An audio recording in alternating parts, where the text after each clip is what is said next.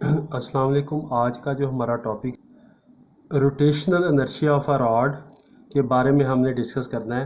तो ये मैं एक रॉड शो करने जा रहा हूँ। थोड़ा सा साइज़ इसका बड़ा शो किया है ताकि समझने में आसानी हो। ये मेरे पास एक रॉड है।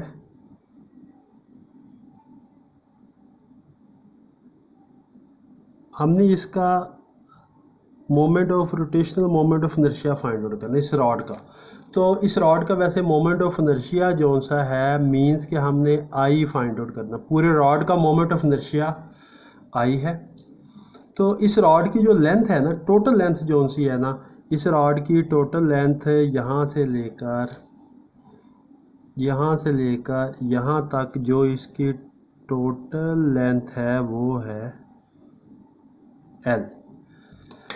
अगर मैं रॉड का सेंटर शो करूं, ये इसका सेंटर है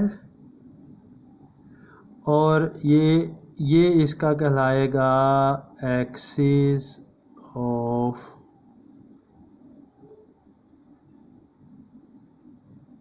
रोटेशन।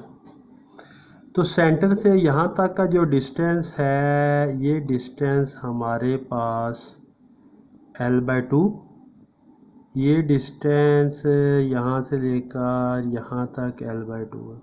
अगर इस साइड पर ये डिस्टेंस मैं पॉजिटिव लेता हूँ तो ये उसकी अपोजिट साइड पर है ना, तो अपोजिट साइड पर होने की वजह से ये डिस्टेंस को मैं नेगेटिव साइन से शो करूँगा। अच्छा, तो अब हमने सबसे पहले रॉड की डेंसिटी फाइंड आउट करनी है। वॉल्यूम डेंसिटी हमने फाइंड आउट करनी है। वॉल्यूम डेंसिटी, इससे पहले हमने लीनियर डेंसिटी फाइंड आउट की थी कि रॉड का, ये सारी बातें यहाँ पे लिखी हुई कि रॉड, ये कंप्लीट रॉड का जो मैस है वो हमारे पास m है। रॉड का मैस m है, ये इस पर सारी बातें लिखी हुई हैं। अब हमने वॉल्यूम डेंसिटी फाइंड आउट करनी है। तो इस रॉड के मैस को वॉल्यूम पे डिवाइड कर देंगे तो ये वॉल्यूम डेंसिटी कहलाएगी और इसको इस सिंबल से शो किया जाएगा, रो वाले सिंबल से शो किया जाएगा। Rho is equal to m divided by, अब वॉल्यूम, ये बात याद रखें, अगर कोई इस तरह की कोई चीज़ है, जिस तरह ये मेरे पास, ये मेरा मार्कर है, इसका ये वाला हिस्सा, दिस इज़ कॉल्ड एरिया। ये एरिया जो कि इस फिगर में ये वाला जो सा हिस्सा है दिस कॉल्ड एरिया, ये एरिया है। और यहाँ से लेकर ये इसकी लेंथ है जो कि L है। अगर एरिए को लेंथ से मल्टीप्लाई कर दिया जाए, अगर एरिए को लेंथ से मल्टीप्लाई कर दिया जाए, किसी भी चीज़ का एरिया, क्रॉस सेक्शनल एरिया को लेंथ से मल्टीप्लाई कर दिया जाए तो हमें वॉल्यूम मिलता है। मेरे पास यहाँ पर ये बोर्ड मार्कर है। बोर्ड मार्कर में इसका वॉल्यूम फाइंड आउट करना चाहता हूँ तो मैं क्या करूँगा, इसका ये एरिए को इसकी लेंथ से मल्टीप्लाई कर देंगे, इस लेंथ से मल्टीप्लाई कर देंगे तो आपके पास इस बोर्ड मार्कर का वॉल्यूम आ जाएगा। तो ये जो रॉड है, तो इसका वॉल्यूम कैसे आएगा, इसका वॉल्यूम फिर बराबर हुआ, इसका वॉल्यूम बराबर है AL is equal to V के बराबर है। तो अगर ये V के बराबर है तो V की जगह मैं AL लिख सकता हूँ। This is equation 1।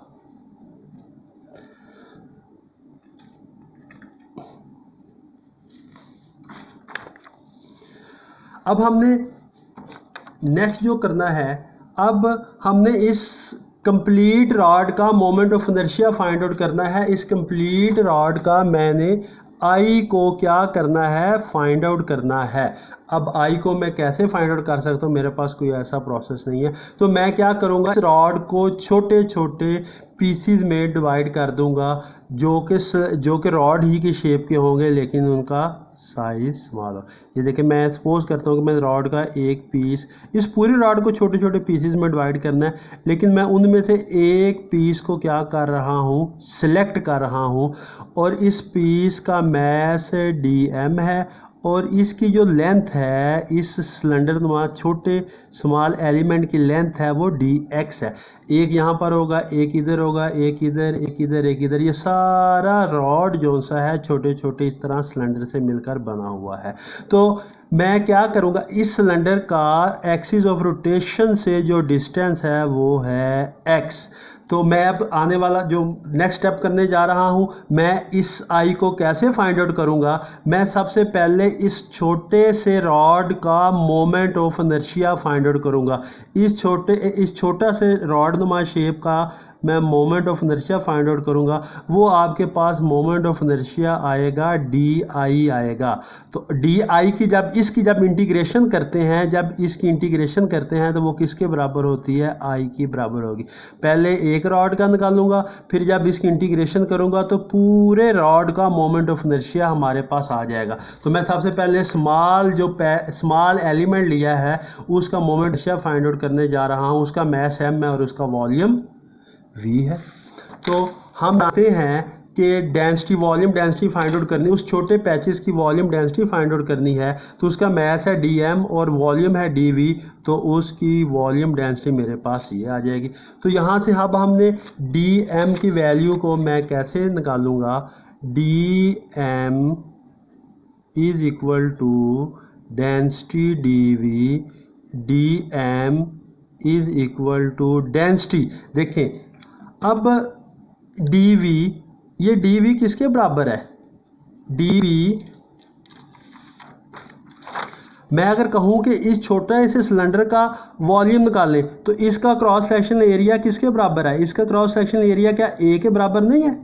जी हाँ, इसका क्रॉस सेक्शनल एरिया ए के बराबर, जितना ये एरिया है उतना ही यही एरिया था। इसको अगर ए का नाम दिया है तो क्या इसको हम ए का नाम नहीं दे सकते, जी हाँ इसको भी ए का नाम दे सकते हैं। और ये उसकी लेंथ है, एरिया क्रॉस सेक्शनल एरिया को, इसको क्रॉस सेक्शनल एरिया का नाम दिया जाता है। क्रॉस सेक्शनल एरिया को लेंथ से मल्टीप्लाई करेंगे तो ये जो छोटा स्मॉल एलिमेंट है इसका हमारे पास क्या आ जाएगा, वॉल्यूम आ जाएगा। मीन्स कि अब हम क्या करेंगे, ए को मल्टीप्लाई करेंगे इसकी लेंथ से, तो जो वॉल्यूम मिलेगा उसके साथ डी बता रहा है कि छोटा जो एलिमेंट हमने कंसीडर किया है ये उसका वॉल्यूम है। तो हम यहाँ पर लिख सकते हैं D V is equal to A D X. तो अब हम ये इस रिजल्ट को ऊपर वाली इक्वेशन में पुट कर दें, ये बराबर आ जाएगा D x. From equation one जो हमने स्टार्ट में ली, वहाँ पर डेंसिटी किसके बराबर थी, वहाँ पर डेंसिटी हमने निकाली ही है M A divided by L. तो यहाँ पर जो डेंसिटी आ जाएगी वो आ जाएगी एम आवर ए एल, ये डेंसिटी आ गया और आगे ए और डी एक्स साथ वैसे का वैसे आ गया। थोड़ा सा इसमें चेंजिंग कर ले, डी एम ए से कैंसिल हो जाएगा, M divided by L into D X आ जाएगा। अब हमने रोटेशनल इनर्शिया फाइंड आउट करना है। जो स्मॉल रॉड नुमा चीज ली उस स्मॉल का rotational inertia formula find out करना है। इसको डायरेक्ट इसकी बुक के ऊपर इसको प्रूव नहीं किया गया, हमें ये याद रखना होगा।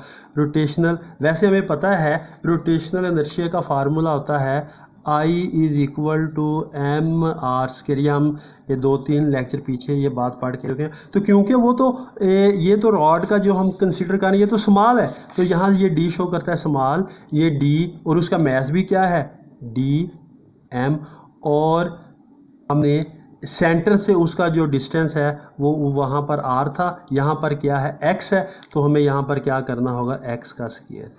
तो D I is equal to D M की वैल्यू हमने निकाली, डी एम की वैल्यू हमारे पास M divided by L into D X, और यहाँ पर हमारे पास आ गया एक्स का स्क्वायर।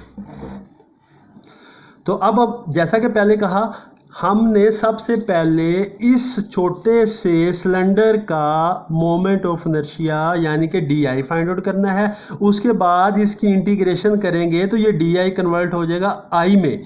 तो अब हम क्या करेंगे, इसकी इंटीग्रेशन करेंगे, तो इसकी इंटीग्रेशन जो सी है वो करेंगे तो आई आ जाएगा और इज इक्वल टू इंटीग्रेशन का साइन आएगा, क्योंकि उधर डिफ्रेंशिएशन और इंटीग्रेशन कैंसिल हो जाते हैं, दूसरी साइड पर कैंसिल नहीं होंगे। L into x square into D x. अब हमें इसके ऊपर लिमिट्स पुट करनी पड़ेंगी। पिछले आर्टिकल में भी मैंने ये बताया था, यहाँ पर लिमिट्स जो सी है -L/2 से लेकर +L/2 तक हैं, तो मुझे यहाँ पर -L/2 +L/2 तक हमें करना। अब हमें सिंपल इसकी इंटीग्रेशन करनी है, तो इंटीग्रेशन के बाद हमारा ये आर्टिकल कंप्लीट हो जाएगा। तो अब हम इंटीग्रेशन, पहले भी ये बात डिस्कस कर चुके हैं, दोनों एक जैसी हों और दरमियान में और एक का प्लस साइन और दूसरे का माइनस हो, तो इसको करने का फार्मूला है 0 लिख लेते हैं, 2L/2 यहाँ पर 2 लगा देते हैं, mx²/L/dx। ये इंटीग्रेशन का हमने फार्मूला इसके ऊपर अप्लाई किया। I = 2m यहाँ से बाहर आ जाएगा, m is a constant, length also constant, l भी बाहर आ जाएगा, ये इंटीग्रेशन आ जाएगी 0, ये आ जाएगा L/2, यहाँ पर आ जाएगा x², यहाँ पर आ जाएगा dx। तो I = 2m/L।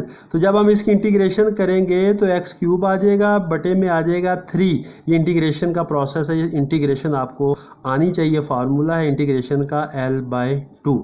तो यहाँ से I आ जाएगा = 2m/3, कांस्टेंट है, कांस्टेंट इधर आ जाएगा, कांस्टेंट लिमिट्स जो उसके ऊपर वैल्यूज़ होती हैं, कांस्टेंट वैल्यूज़ बाहर आ जाती है, वेरिएबल वैल्यू सिर्फ इसके अंदर इंक्लूड रहेगी। तो ये वेरिएबल वैल्यू मैंने लिख दी L/2। I = 2m/3L। तो पहले हम अपर लिमिट अप्लाई करते हैं, जो कि क्या है L/2 का क्यूब माइनस करके लोअर लिमिट करते हैं, जो कि 0 का क्यूब है, 0 का क्यूब 0 ही के बराबर आएगा, = 2m/3L × L3/8। I = जब आप इसको कैंसिल करेंगे, एक L कैंसिल होकर L² आ जाएगा और m नहीं कैंसिल होगा और 2 कैंसिल होगा, इधर 4 आ जाएगा, 4 इससे मल्टीप्लाई करेंगे तो बटे में 12 आ जाएगा I। ये मेरे पास मोमेंट ऑफ इनर्शिया आ गया है रॉड का। कहता है कि this is the rotational inertia of a rod about an axis of rotation which passes through the centre. ये वो मोमेंट ऑफ इनर्शिया है जो कि सेंटर से पास करता है। तो अगर ये सेंटर से पास करता है तो हमें इस मोमेंट ऑफ इनर्शिया को cm लिखना पड़ेगा। तो ये वैल्यू 1/12 mL², ये मेरे पास आ गई। तो अब हमें पैरेलल एक्सिस थ्योरम बताना है। पैरेलल एक्सिस थ्योरम में हमें पता है I = ICM + MD² है। तो I = ICM की वैल्यू मेरे पास क्या है 1/12 mL² प्लस m वैसे का वैसे आ जाएगा। ये d क्या होता है, उस ऑब्जेक्ट का सेंटर से डिस्टेंस हम कहते हैं d कहलाता है। तो मैं अगर अज्यूम करता हूँ कि ये जो मैंने स्मॉल एलिमेंट लिया, मैं बिल्कुल बाउंड्री पर ले लेता हूँ। जब मैं इसको बाउंड्री पर लूँगा तो ये d की वैल्यू किसके बराबर आएगी, क्योंकि बाउंड्री पर सेंटर से बाउंड्री तक का डिस्टेंस होता है L/2। तो d की वैल्यू हमेशा कहाँ से मेजर की जाती है, सेंटर से उस पॉइंट तक। अगर मैं इसको यहाँ पर कंसीडर कर लेता हूँ तो d हमारे पास आ जाएगा L/2। और हम लास्ट स्टेप में हमने इस स्मॉल एलिमेंट को बिल्कुल बाउंड्री पर कंसीडर करते हुए d को L/2 के बराबर लिखा है, क्योंकि हम जानते हैं d अगर हम इसी पर रहने देते तो ये d यहाँ से लेकर यहाँ तक का डिस्टेंस होना था, जिसको हमने x किया है, लेकिन मैं अज्यूम करता हूँ यहाँ से लेकर यहाँ तक है, जो कि क्या है L/2। इस वजह से मुझे d को लिखना पड़ेगा L/2 और ये उसका स्क्वायर ऊपर आ जाएगा।